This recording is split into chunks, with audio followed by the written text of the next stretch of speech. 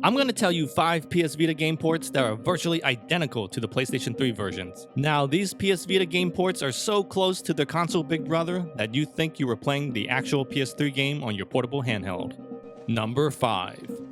Dragon's Crown. A personal favorite of mine, Vanillaware's action role-playing hack and slash shows us that anything is possible on the PlayStation Vita. I'm gonna get right down to the nitty-gritty. Visually, there's no difference. What you see on the PlayStation 3 is what you're gonna get on the PS Vita. The difference comes down to performance. Unlike the console version, PlayStation Vita has a difficult time holding 30 frames a second. Fortunately, in my opinion, this is one of those rare cases where I don't think frame rate matters very much, particularly in this type of game. Most of the time, you're gonna be mashing the attack button, so I don't think timing is as crucial as it would be in, say, a fighting game. Also, since the PlayStation 3 allows you to install some of the game onto the hard drive, loading times will appear shorter in comparison. But even then, I hardly noticed very much of a difference on the Vita. In terms of gameplay, it's the same across both platforms. I will say the one advantage of the smoother frame rate is that it does allow you to see the game better, in that it's not as hard to lose track of your character like it is on the PlayStation Vita. Of course, you could argue the fact that playing on the PS3 allows you more screen space, but I actually tried out the game on the PlayStation TV, and I did notice the frame drops making things harder to see. So it's not just a matter of screen size in terms of visibility. Frame rate does play a role in it. However, that's not to say the Vita version isn't worth picking up. There are 2 key features which I think make it stand out from the PlayStation 3. The image and color represented on the Vita's OLED screen is second to none. This game looks absolutely stunning on the PlayStation Vita.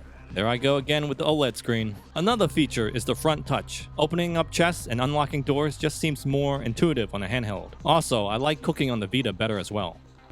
If you want the smoother experience, then PlayStation 3 is the way to go. But if you can settle for some slowdown during hectic moments, then the PlayStation Vita is definitely the one to pick up. And the option of cross-save doesn't hurt either. Number 4. Child of Light. You know what I like about this game? The fact that it doesn't take a million hours to complete. You know what else I like about this game? That it's basically identical to the PlayStation 3 version. A platforming role-playing game developed by Ubisoft. I know, right? An RPG from Ubisoft.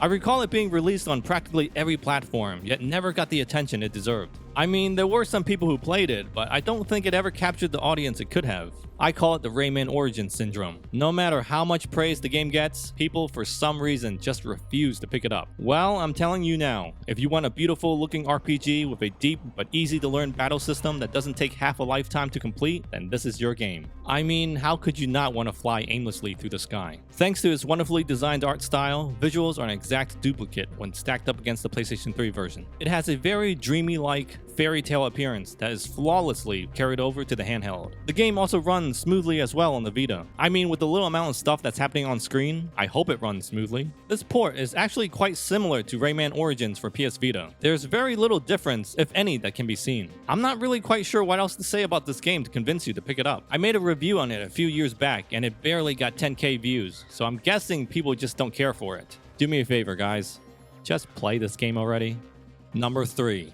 PlayStation AllStars Battle Royale. One of the most highly underrated fighting games in Sony's catalog. That's right, I said fighting. PlayStation AllStars Battle Royale on the PS Vita is just as good as it was on the PlayStation 3. A near pixel-perfect port in its own right. You'd be hard-pressed to find any major graphical differences. As you can see, these comparison shots show a like-for-like match. Not only are character models near identical, all stages retain their background animations. The only major difference is the slight, and I mean ever so slight, lower-res textures on some of the character models. Take for example, Sweet Tooth during his transformation. Notice the texture on his body is not as clean and sharp as it was on the PlayStation 3. Fortunately, everything else is happening so fast you won't even have time to notice. The difference is so subtle, only graphical whores would be able to spot it. This isn't like it was in Ultimate Marvel vs. Capcom 3 for the PS Vita. Although character models looked excellent in that game, you could tell background animations took a heavy hit. Not the case with Battle Royale on the PS Vita. Backgrounds here are just as crazy and chaotic as they are on the PlayStation 3. You'd think with all this visual fidelity that the frame rate would somehow take a hit. Well, no such thing. The game runs at a blazing 60 frames a second, on par with the console version.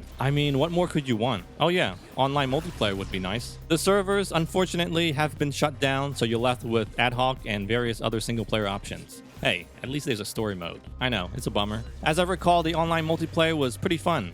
I almost hit him! Why? It ran well for the most part, and I did enjoy my time with it, although I don't think I'll miss the teabagging very much. Why do people always do that? So stupid. Number 2.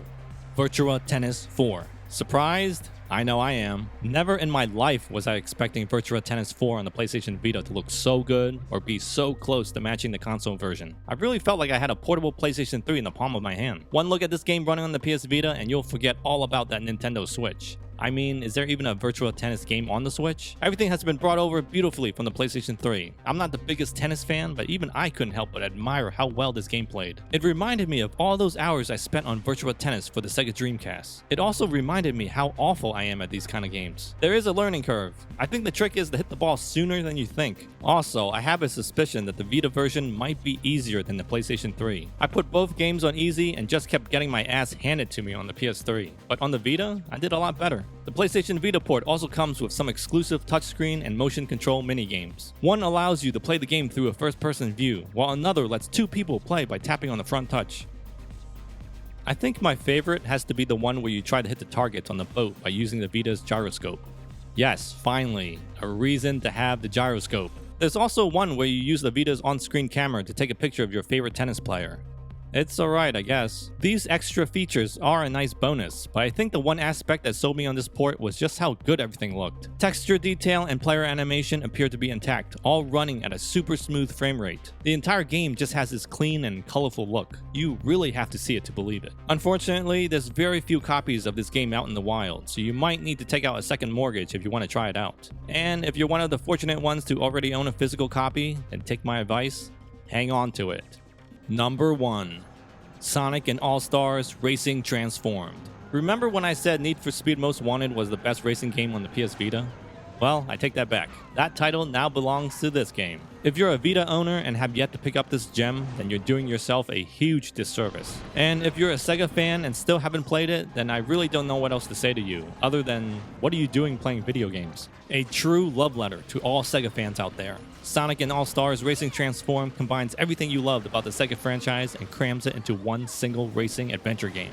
Think of it as Diddy Kong Racing, but without the hub world and without the Nintendo characters. Texture and detail have obviously been reduced to fit on the Vita cartridge, but as a standalone Vita game, it still looks phenomenal. The visuals are razor sharp, and the colors are super bright. Don't go by what you're seeing on the screen. The footage here does not do the game justice at all. What the game does really well is that it captures the small subtleties of each character. For example, Sonic fixing his hair as he makes a turn around the corner. Or the way Ooh La La briefly dances on her spacecraft after going All-Star. Various other nods to previous games can be seen, and it's these little touches that add so much to the overall presentation. There is, however, some slowdown on the PS Vita, but it's kept to a minimum and only occur during very specific parts. For example, this part right here. But the truth is, there's not really that much slowdown at all considering the amount of crap that's happening on screen. It's truly an impressive port to say the least. Sure, the textures aren't as detailed as they are on the PlayStation 3, but in terms of content, it's all there. The game is definitely not boring to look at. There's huge amounts of activity going on in the background. Weapon effects go off without a hitch, and character voice samples lend a sense of authenticity to their respective franchise. Each track is like a trip down memory lane, reminding you why Sega was the most popular kid back during its heyday. Racing fans will enjoy this game, but Sega fans are the ones who will fall in love with it. Truly, a rare glimpse at Sega doing what they used to do best, making good, quality games. Now, if you want to see what other PS Vita game ports that are near identical to the console versions, then click on the next video. Thank you so much for watching. I'll see you next time.